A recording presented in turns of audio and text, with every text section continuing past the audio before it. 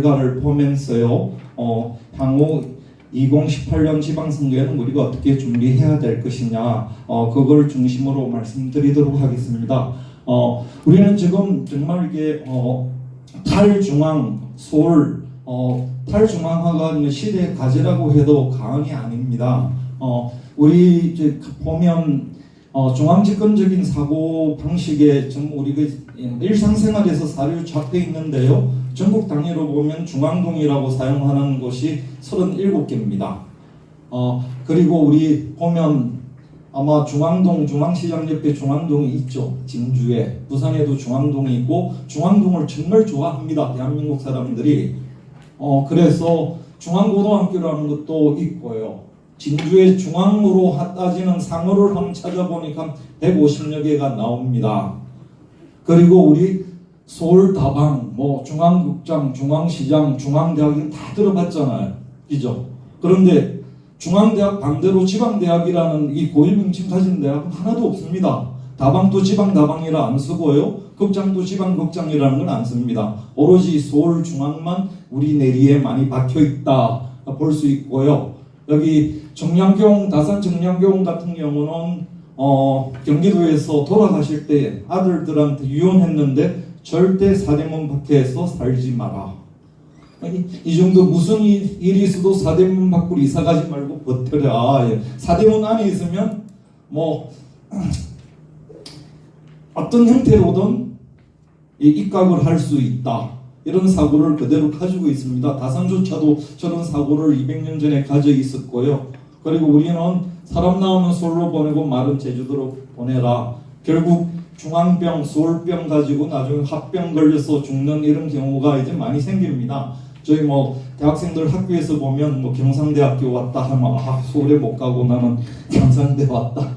그렇게 하면서 퇴학하는 친구들 사실상 많이 있어요.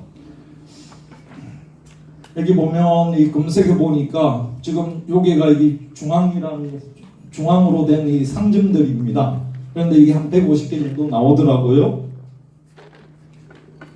진주중앙시장, 중앙장례시장, 장례병원이죠, 그죠? 장례도 중앙에서 해야지만 천국에 가는 모양이에요.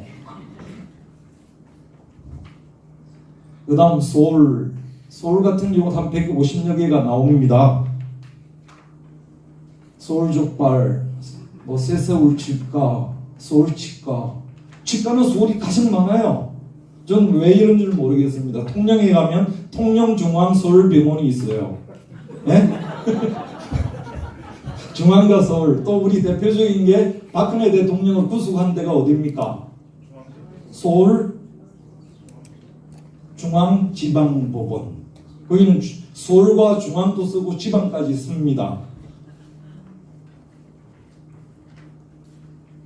그래서 우리 이 중앙집중화적인 이게 제도가 모든 게 중앙집중화되어 있지만 거기에 따라서 우리 사고방식도 중앙화가 되어 있다. 이게 이제 가장 큰 문제인 것 같고요. 그리고 향후 앞으로 30년 동안 인구 절벽에 따라서 지방이 소멸하게 되는데 79개 기초지방정부가 앞으로 지금 이대로 가면 사라진다는 겁니다. 여기 있는 거 우리 빨간 선으로 한 태백 라인 있잖아요. 태백 산맥 라인은 다 없어진다는 겁니다.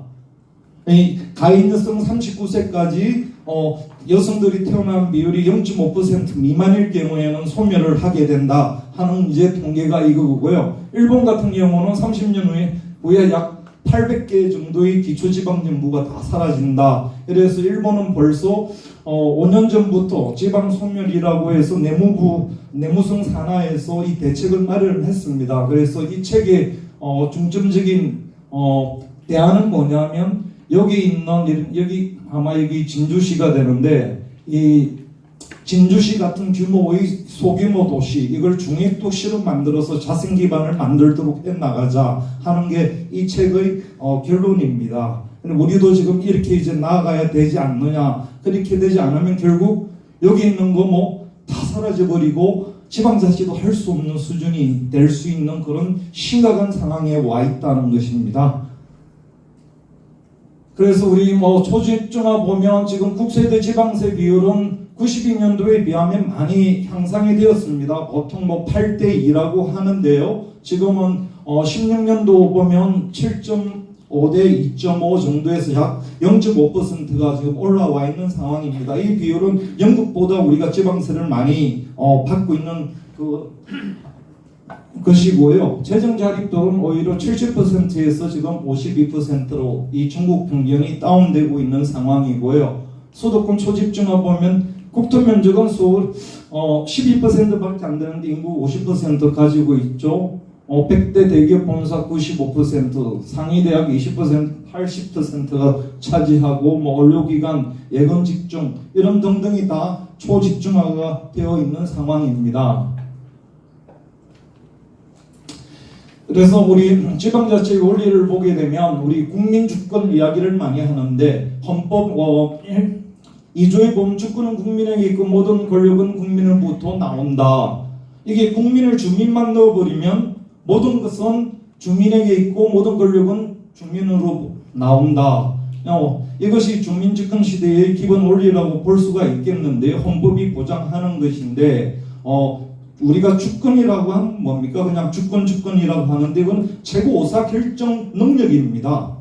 지역의 각 현안에 있어서 정책에 있어서 최고 의사 결정을 나중에 하는 사람이 누구냐? 결국 주민이 되어야 된다는 거죠. 국민주권도 그런 의미에서 대통령을 탄핵하든 뭐 주요 정책을 하게 되면 주권자로서의 권한을 가지고 한다는 것입니다. 그것이 주민주권 시대의 논리고요. 그래서 우리 지방자치 목적을 보면 1949년 재헌의회에서 지방자치법을 만들었을 때 그 목적에 뭐라고 나오냐면 지방 주민의 자치로 행해서 민주적 발전을 기한다고 이렇게 해놓았어요. 아예 우리 이 선배들께서 너무 이 법을 잘 만들어 두었습니다. 그런데 현행 지금 법을 보면 주민자치라는 말은 아예 사라져 버렸어요. 아예 사라져 버리고 민주적이고 능률적으로 수행하고 뭐 국토를 균형 있게 발전시키며 민주적으로 발전시킨다. 이렇게 하는데 가장 근간인 주민자치라는 말이 1949년 제정할 때는 있었는데 지금 현재는 없다는 겁니다. 오히려 역행했던 이런 상황이 벌어지고 있는데요. 이걸 우리가 구별을 하게 되면 이승만에서 장면정부까지는 주민자치와 민주성을 이 목적으로 내세웠고요. 요게 주민자치가 없어진 것이 1961년 뭡니까? 5.16 군사 쿠데타에 의해서 주민자치를 없애버리고 여기 지방자치 임시조치법이라는 걸 만들어서 지방자치란 혁명가업과 능률성을 제고하는 것이라고 목적을 바꿔버렸습니다. 그런데 이 목적이 1998년까지 계속 이어져 온 거죠. 지방자치법이 개정되기 이전까지는요. 그래서 노태우 정부에 와서 이제 여소야대가 되다 보니까 이제 민주성이라는 걸 다시 살렸고요. 그 다음에 1990년 들어와서 3당 합당 이후에 지방자치 선거를 계속 해야 된다 이 주장하면서 법이 한 번 더 바뀔 때 민주성과 능률성, 균형 발전, 민주적 발전 이 네 개가 지금 계속 현재의 우리 현행법에 그대로 있는 지방자치 목적이라고 볼 수 있습니다. 그래서 우리 목적을 공적 가치와 사적 가치 두 개로 나누면 공자가어라는 데 보면 대도지행천하위공이라는 말이 있어요. 대도를 행하면 공적 가치를 행하면 천하는 공공을 위해서 발전해 나간다 이렇게 풀이할 수 있겠고요. 대도기현 천하위가 대도가 막혀버리면 은폐돼 버리고 안 해주면 천하는 자기 개인 사인을 위해서 일을 하게 된다 이렇게 해석을 할 수 있는데요. 천하위가의 사회는 재앙사회라고 합니다. 이 재앙사회에서는 결국 능률성만 높이게 되는 거죠. 우리 지금 현 정부나 기업에서 하는 성과 위주, 경쟁 위주 이런 모든 것들이 이런 능률성이라는 말에서 발생을 하고 있습니다. 그래서 만일에 천하위가의 사회가 되면 어떻게 되느냐? 공자 제자가 공자 선생한테 이제 물어봤는데 공자가 하는 말이 천하위가의 사회는 세상 사람들이 각기 지혜 비애미만 애비 의미로 여긴다. 그리고 지 자식만 자식으로 여긴다. 지금 우리 현 사회하고 똑같습니다. 한번 보세요. 재물이란 재물은 모두 자기 한 몸만을 위해서 저축한다. 힘든 일은 자기가 하지 않고 남에게 넘겨버린다. 지도자라는 사람들은 대대로 녹을 후하게 타먹는 것을 당연한 상식으로 안다. 성곽만 높이 쌓고 도랑만 깊게 파는 것만 일삼아 쓸데없는 일만 벌인다. 지금 바로 4대강이죠. 4대강. 4대강은 정말 이건 위가의 사회였죠. 천하 위가의 사회, 능률성만 좋다 보니까요. 그래서 이 공적 가치와 사적 가치인 공적 가치라고 할 수 있는 주민자치, 민주성, 균형 발전을 더 강화시켜 나가야 된다. 그렇게 생각이 듭니다. 그 다음에 우리가 이제 안고 있는 문제가 뭐냐면 한국의 지방자치법 관련은 다 일본법에서 건너왔습니다. 일본법을 뺏겼는데 뺏겨도 잘 뺏기면 되는데 더럽게 뺏겼어요. 아주 고약하게 뺏겼어요. 여기 보면 헌법 보면요. 헌법도 어떻게 잘 뺏겼냐면 제8장이 지방자치, 일본 제8장 지방자치입니다. 그대로입니다. 그리고 우리 이게 지방자치단체는 법령의 범위 내라는 거 있는데 일본은 법률입니다. 법률이라면 국회에서 만드는 법률만 위반하지 않으면 지방정부에서 모든 것을 다 조례화할 수 있는 건데요. 우리는 현재 법령, 이 시행령이라는 거 대통령이 만들고 장관이 만드는 규칙에 따라서 지방정부가 이것만 위반해버리고 아무것도 못하는 이런 상황이 됩니다. 의원님들 계시는데 이게 한계거든요. 그래서 지금 우리는 법령으로서 지방자치를 하고 있고 일본은 법률로 하고 있다. 그리고 일본은 여기에 의원들은 주민이 직접 선출한다고 헌법에 아예 못 박아 놓았어요. 우리는 헌법에 이게 없다 보니까 국회에서 마음만 먹으면 지방의회 없애버릴 수 있습니다. 언제든지 가능합니다. 이거는 뭐 정당 공천제 오센다고 이야기 많이 하잖아요. 이런 거와 마찬가지입니다. 그래서 헌법적으로 우리는 지방자치가 많이 보장 못 받고 있다는 것이죠. 그 다음 뭐 지방자치법 제1조 목적도 거진 유사합니다. 이렇게 빨갛게 치는 건 똑같아요. 그대로 이제 비껴온 겁니다. 그래서 우리 지방자치는 일제강점기하고 오히려 군사 쿠데타의 잔재를 아직까지 청산하지 못하고 있습니다. 이걸 빨리 청산해야 되는 것이 우리 시대과제라고 생각이 들고요. 그 중에 이제 지방자치단체라는 용어도 앞으로는 지방정부로 바꿔야 된다. 이 지방이라는 말도 시로서 지역으로 바꾸자는 분들도 계세요. 그래서 충청과 강원도는 대부분이 조례를 지방을 빼버리고 지역정부로 이렇게 많이 바꾸는 작업을 춘천하고 강원도는 하고 있습니다. 진주에서도 그런 노력했으면 좋을 것 같아요, 의원님들.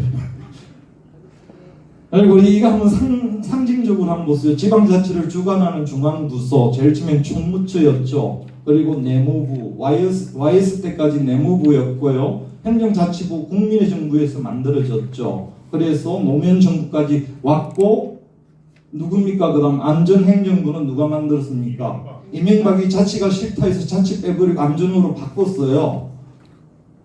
그리고 나서 또 박근혜는 안전을 제일 중요시하겠다 해가지고 안전을 앞으로 뗐죠. 지방자치는 사라져버렸습니다. 그런데 뭐 세월호 터져버리고요. 그리고 그 다음에 박근혜 또 세월호 터지고 나서 안 되겠다 해서 행정자치부로 다시 부활을 시켰습니다. 근데 지금 이제 문재인 정부에서는 정부조직 개편 안에 지금 행정안전부라고 들어가 있는데 문재인 정부의 국정과제 5대 과제 중에 하나가 자치분권입니다. 자치분권이면 적어도 이름은 행정자치부로 해야 되지 않을까 저 개인 소견은 그랬는데요. 그래서 이거보다는 자치분권부 혹은 주민주권부를 차라리 신설하는 게 좋지 않을까 강력하게 제가 제안을 했는데 접수를 안 해주더라고요.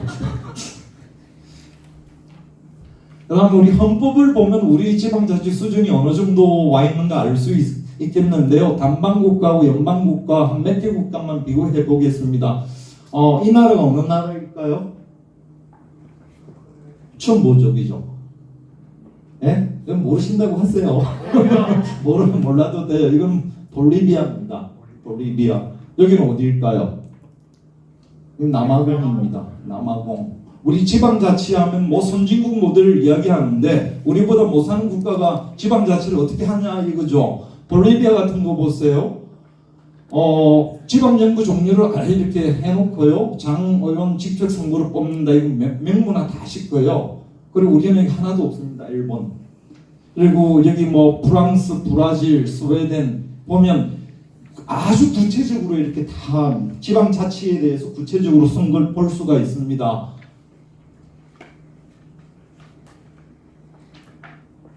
그다음 여기도 행정권, 재정권, 자치, 입법권 이게 보면요, 우리는 법령 범위 내지만 대부분의 나라는 지방정부의 입법권을 다 보장을 하는 거로 되어 있습니다.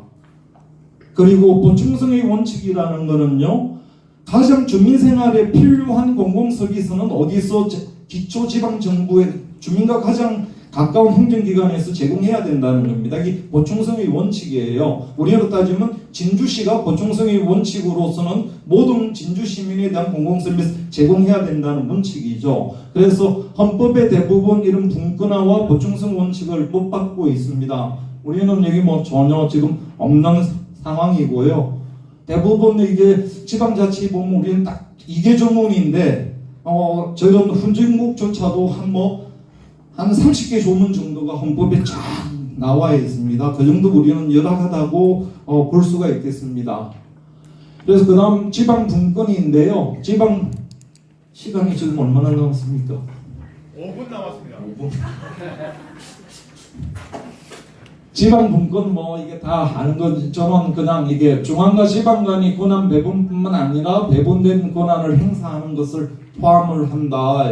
지방 분권을 이야기할 수 있겠고요. 그 다음에 지방자치를 개혁하려면 정말 지방분권을 어떻게 해야 되냐 하면 행정분권, 재정분권, 정치분권이 있습니다. 그런데 대부분 지방자치를 성공한 국가를 보면 정치분권과 재정분권을 제일 먼저 실시합니다. 정치분권이라는 것은 헌법 개정, 각종 법률 개정 들어가는 것이죠. 거기에 따라서 재정분권이 가는 체제로 되는데 행정분권만 먼저 실시하면 지방자치를 성공하지 못합니다. 이거는 우리가 참여정부에서 그걸 다 한 거죠. 행정분권만 실시했기 때문에 아직까지 지방자치는 요원하다 하는 것을 볼 수 있겠고요. 여기 보면 지방분권을 우리가 할 수 있을 만한 기초지방정부 수를 보면 한국 226개예요. 프랑스는 36,000개입니다. 우리보다 인구 한 1,500만 정도 많은 국가였어요. 뭐 영국이나 일본 같은 거 한번 보세요. 보통 다 뭐 평균 인구가 한 뭐 5천 선에서 이루어지거든요. 우리는 22만 명, 진주는 35만 명이죠. 기초지방정부 하나당 저 정도면 뭐 외국 같은 경우 광역지방정부죠. 그래서 1960년 12월에 우리가 약 11,400개 시험면장 선거를 했었죠. 그리고 나서 5.16 군사 쿠데타가 일어나면서 이걸 시험면장을 폐지시켜버리고 읍면을 하급행정기관으로 전락시켜버렸습니다. 그 이후 지금 거진 60년이 지나도 이 체제는 변하지 않는 체제로 갑니다. 이 기초지방정부 진주시장과 이 읍면장이 동장이 이 자치를 하는 건 완전히 상대적으로 차이가 다르거든요. 그래서 결국 나중에는 우리 전국 읍면동 한 3,500개를 준자치화해야 될 필요성이 이것만 보더라도 우리가 알 수가 있겠습니다.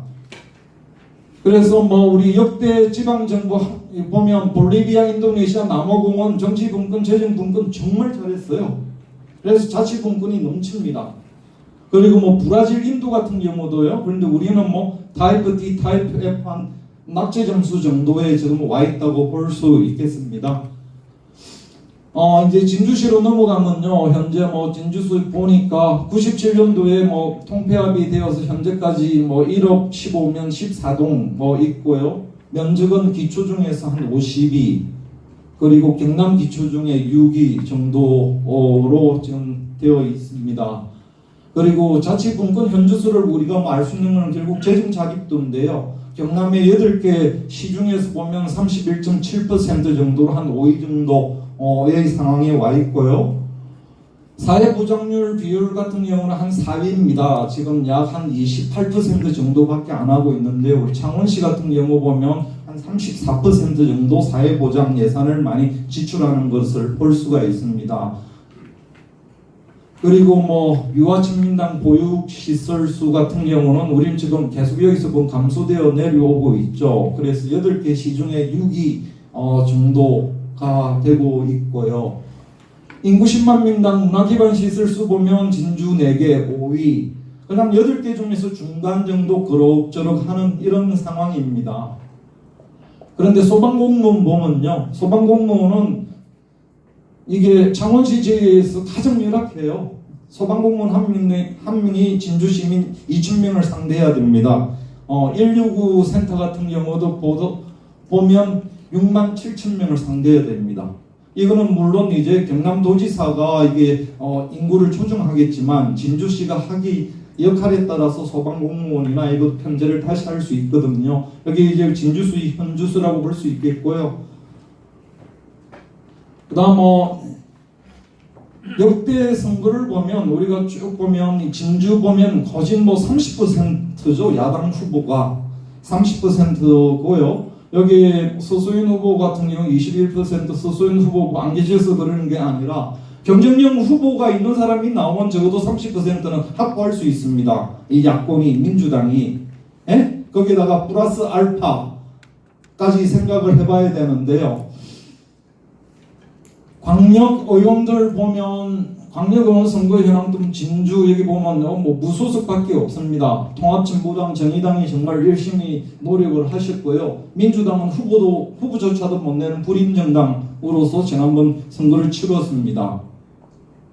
기초광역 비례의원도 보면 기초 26%, 27% 이거 아마 저는 후보 경쟁력 때문에 저 정도, 그러니까 대통령 후보와 경남도지사 후보가 받았던 표보다 못 받는 득표율을 지금 보이고 있고요. 그 다음 진주시 의원 선거 쭉 보면 보통 보면 이게 진주나하고 반은 3명 나오죠. 대선구가 돼서 3명을 뽑을 수 있습니다. 이 새누리는 3명 다 후보 내잖아요. 그리고 2명 뽑는 데는 또 2명 다 후보 냅니다. 그런데 민주당은 1명도 못 냈죠. 여기 있어.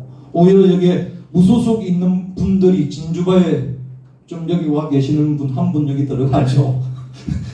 열심히 하셔가지고 무소속으로도 당선되는 이런 상황을 우리가 볼 수가 있는데요. 진주가 또 보면 정념은 33% 정도 했고요. 서소는 26% 시장 선거에서도 거진 똑같은 거고요. 그리고 우리 대통령 선거 이번에 이제 대통령 선거가 희망을 주는 거는 문재인과 안철수 표가 결국 합쳐서 50%를 넘었다는 겁니다. 문재인 38% 나왔는데 지난번 32%죠. 이거는 김경수 후보가 도지사로 나왔을 때도 거진 이거고, 그리고 또 누구죠? 그게 진주갑도 이 정도 득표율밖에 안 됩니다. 그런데 상대적으로 한 6% 더 진출했는데 국민의당까지 포함을 하면 50% 이상을 득표했다 볼 수 있고요. 그래서 이때까지 나온 진주시 선거를 시사점을 보면 결국 보수 정당 득표율이 영원할 것 같은 자유한국당이 결국 추락하고 있는 것을 보고 있다, 이런 생각이 들고요.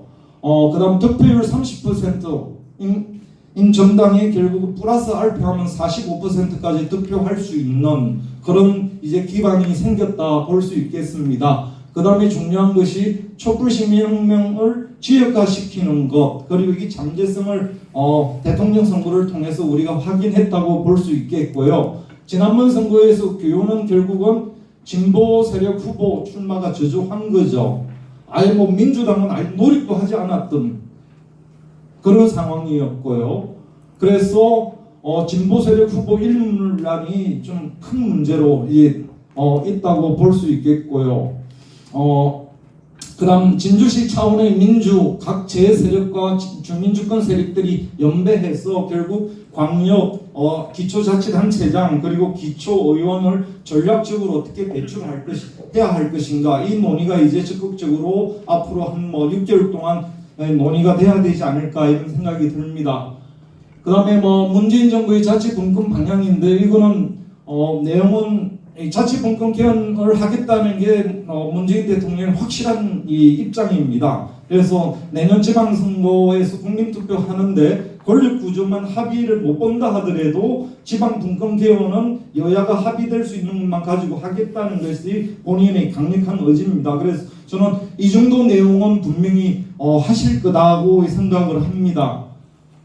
그래서 이게 마지막 정리를 하게 되면요.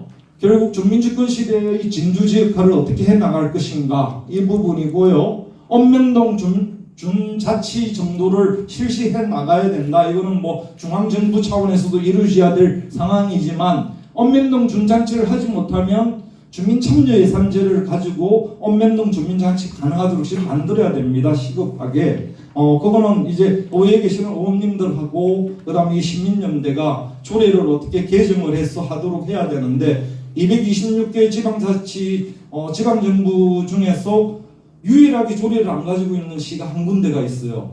거기 어딘 줄 아세요? 진주시는 아닙니다. 예? 진주시는 가지고 있어요. 형편없는 조례여서 그렇지 성남시만 안 가지고 있습니다. 이재명 시장이 있는데도 불구하고 못하는 거예요. 이재명 시장이 주민참여예산제를 도입하려는 거는 읍면동 준자치 형태로 하는 거거든요.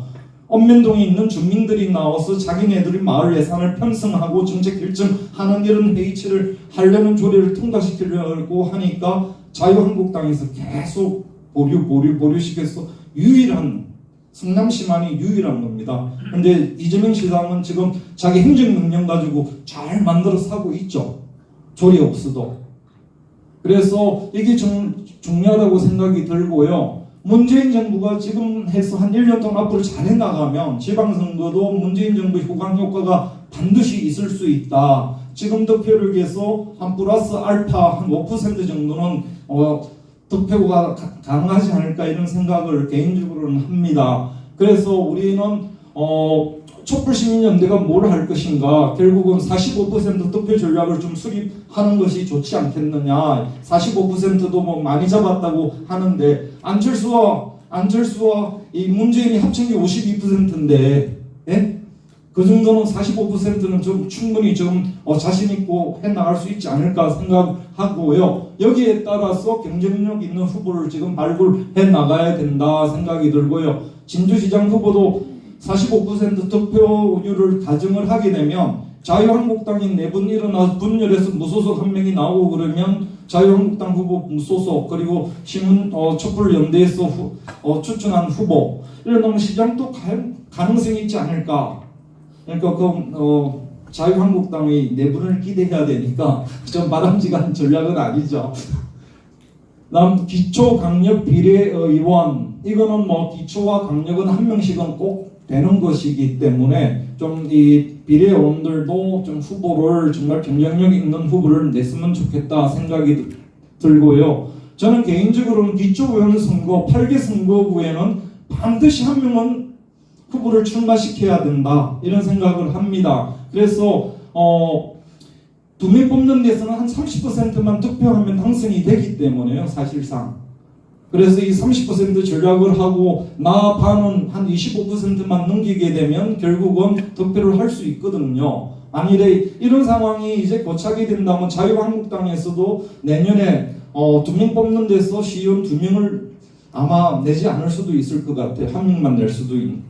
그리고 3명 뽑는 데서는 2명 낼 수도 있는 이런 전략적인 거를 자유한국당도 고민하지 않을까 생각드는데 기초는 우리 이번에 투표한 거를 보면 후보만 잘 배출하면 충분히 당선시킬 수 있다 이런 생각을 하고요. 그 다음 강력 의원 선거는 45% 득표해야 되는데 현실적으로 시장과 강력 의원 선거는 참 당선까지 간다는 것이 상당히 저는 어렵지 않을까 이런 생각을 합니다. 그래서 기초의원 선거에 집중을 시키고 기초의원들이 8개 선거구에서 열심히 뛰시게 되면 그 효과로 인해서 결국 시장 선거와 강력 선거의 시너지 효과를 보기 때문에 이 45% 이상을 가져간다면 진주시장과 강력 시의원도 결국 우리가 몇 군데는 잡을 수 있지 않을까 이런 낙관적인 전망을 해봅니다. 감사합니다.